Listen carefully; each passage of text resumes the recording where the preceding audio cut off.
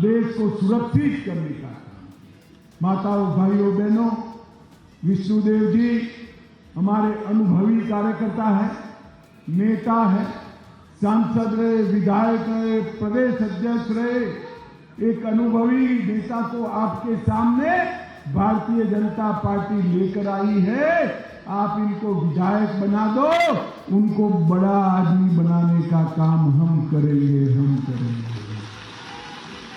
मुझे बताओ, विष्णुदेव साई को जिताएंगे क्या? अरे ऐसे नहीं जीतते भाई, जोर से बोलो, जिताएंगे। कमल के निशान पर बटन दबाएंगे। छत्तीसगढ़ में सीएम के तौर पर विष्णुदेव साय के नाम का ऐलान होते ही गृह मंत्री अमित शाह का ये वीडियो सोशल मीडिया पर खूब तेजी से वायरल हो रहा है, जिसको सुनने के बाद ऐसा लगता है कि अमित शाह ने 1 महीने पहले ही बड़े संकेत दे दिए थे। वीडियो के बारे में बताने से पहले एक बार फिर से ये वीडियो देखिए कि आखिर अमित शाह ने छत्तीसगढ़ के नए सीएम विष्णुदेव साय के बारे में आखिर क्या कहा था, जो 1 महीने बाद अब वायरल हो रहा है।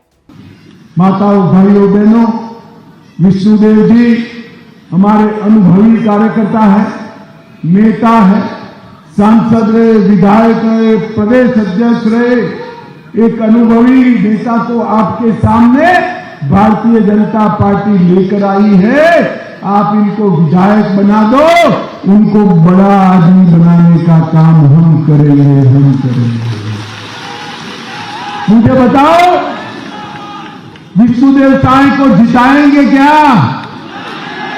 ये वायरल वीडियो करीब 1 महीने पहले का बताया जा रहा है, जब छत्तीसगढ़ में विधानसभा चुनाव के लिए प्रचार जोर शोर पर चल रहा था और इस दौरान केंद्रीय मंत्री अमित शाह विष्णुदेव साय के समर्थन में कुनकुरी विधानसभा क्षेत्र में एक चुनावी रैली को संबोधित करने पहुंचे थे और इस दौरान शाह ने जनता से विष्णुदेव को वोट देने और उन्हें विधायक बनाने की अपील की थी।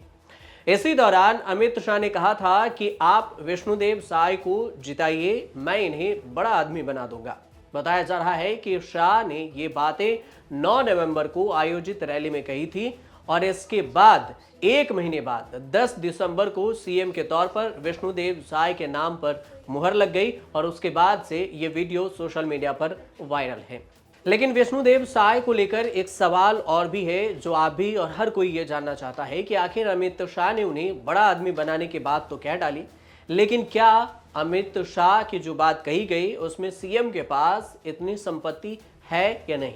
उनके पास कितनी संपत्ति है अभी नए सीएम विष्णुदेव साय के पास? 2023 विधानसभा चुनाव के दौरान चुनाव आयोग को एफिडेविट दिया गया था और इसी एफिडेविट में उनके पास बताया गया कि कितनी संपत्ति है, उनकी पत्नी के पास कितने हैं और उनके परिवार के पास कितनी संपत्ति है। उस एफिडेविट के मुताबिक विष्णुदेव साय के पास 3 करोड़ रुपए से ज्यादा की संपत्ति है। विष्णुदेव साय और उनकी फैमिली के पास 3 करोड़ 80,81,550 रुपए की कुल संपत्ति है, जबकि देनदारी यानी कि ऋण की बात करें तो कर्ज 65,81,921 रुपए है। नेटवर्थ की अगर बात करें तो जानकारी के मुताबिक उनके पास 3.5 लाख रुपए कैश हैं, जबकि उनके पत्नी के पास 2,25,000 रुपए का कैश अभी है फिलहाल, जो उन्हें जानकारी दी गई है। अगर पूरी फैमिली की बात की जाए कि पूरी फैमिली में कितने कैश हैं तो 8.5 लाख रुपए कुल कैश बताया जा रहा है। इसके अलावा बैंक डिपॉजिट की अगर बात की जाए कि उनके बैंक अकाउंट में कितने रुपए जमा हैं तो विष्णुदेव साय के बैंक ऑफ बड़ौदा अकाउंट में 1 लाख रुपए हैं और सीजी राज ग्रामीण बैंक में 82,000 रुपए और एसबीआई अकाउंट में 15,99,418 रुपए हैं। इंडियन बैंक अकाउंट में महज 2,000 रुपए हैं और पत्नी की अगर बात करें कि उनके अकाउंट में कितना है तो राज्य ग्रामीण बैंक है, उसमें उनके पास 10,09,000 रुपए डिपॉजिट हैं। 10 लाख रुपए की ज्वेलरी भी है और अगर LIC में निवेश किया है तो ये भी कितने हैं इसकी भी बात कर लेते हैं। निवेश की अगर बात की जाए तो छत्तीसगढ़ के नए सीएम विष्णुदेव साय के पास शेयर, बॉन्ड्स या NSS पोस्टल सेविंग में किसी भी तरह का कोई इन्वेस्टमेंट नहीं किया गया है। ये जो जानकारी दी गई है हल्फनामे में, एफिडेविट में उसके द्वारा ये जानकारी आपको दी जा रही है। हालांकि LIC की एक पॉलिसी निवेश जरूर किया गया है। ज्वेलरी की अगर बात की जाए तो उनके पास 450 ग्राम सोना है, 2 किलो चांदी और 5 रत्ती की एक डायमंड रिंग है और इन सब की वैल्यू करीब 30 लाख रुपए बताई जा रही है। इसके अलावा उनकी पत्नी के पास 200 ग्राम सोना और 3 किलो चांदी है। नए सीएम के नाम पर कोई कार नहीं है और हां, उनके पास 2 ट्रैक्टर जरूर हैं जिसकी वैल्यू 11 लाख रुपए बताई गई है। हल्फनामे में जो जानकारी दी गई उसके मुताबिक विष्णुदेव साय की अचल संपत्ति के अगर बारे में बात की जाए तो 58,43,700 रुपए कीमत की खेती योग्य जमीन है और इसके अलावा 27,21,000 रुपए की नॉन एग्रीकल्चर लैंड है जिस पर खेती नहीं हो सकती। उनके नाम से जशपुर में एक कमर्शियल बिल्डिंग भी है जिसकी वैल्यू 20 लाख रुपए बताई जा रही है। इसके अलावा अगर रेसिडेंशियल बिल्डिंग की बात की जाए तो उनके पास 1,50 लाख रुपए की कीमत की 2 घर हैं। इनकी संपत्ति के अलावा विष्णुदेव साय के नाम पर 2 लोन भी चल रहे हैं। इसमें से एक एग्रीकल्चर लोन है जो कि लगभग 7 लाख रुपए का है और SBI से लिया गया जो पैसा है वो 7 लाख रुपए का लोन है। इसके अलावा SBI करीब 49 लाख रुपए का होम लोन भी उन्हें दे रखा है और उनके नाम पर ये लोन भी चल रहा है। बात अगर विष्णुदेव साय के करियर की करें तो साय ने अपनी राजनीतिक करियर एक गांव के सरपंच से शुरू की थी और वह रायगढ़ से सांसद रहे। इसके अलावा उन्होंने छत्तीसगढ़ में बीजेपी के प्रदेश अध्यक्ष के तौर पर भी कार्य किया और साय मोदी सरकार के पहले कार्यकाल में केंद्रीय इस्पात राज्य मंत्री भी रह चुके हैं।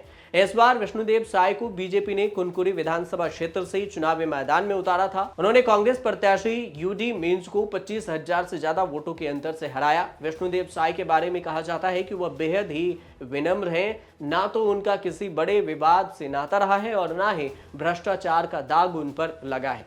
उनकी छवि काफी साफ सुथरी बताई जाती है। वह जमीन से जुड़े हैं, यह भी कहा जाता है। वह आदिवासी समुदाय से आते हैं और ऐसे में उन्हें सीएम चुनकर बीजेपी ने बड़ा दांव भी खेला है कि 2024 में आदिवासी का जो मुद्दा कांग्रेस उठाती है उसको लेकर छत्तीसगढ़ में विष्णुदेव साय के बदौलत बीजेपी 2024 लोकसभा चुनाव में यह मुद्दा खेल सकती है।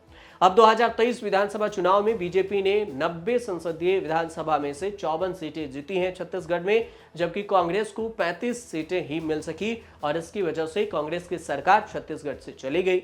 बीजेपी को 2018 में आदिवासी बहुल सीटों पर भारी झटका लगा था, लेकिन इस बार पार्टी ने इन इलाकों में अच्छा प्रदर्शन करते हुए अनुसूचित जनजाति ST उम्मीदवारों के लिए आरक्षित 29 सीटों में से 17 सीटें जीत ली है और इस बदौलत से 2024 के लिए एक मास्टर स्ट्रोक भी खेलने की पूरी तैयारी में बीजेपी लगी हुई है। आप देखते रहिए न्यूज़ तक।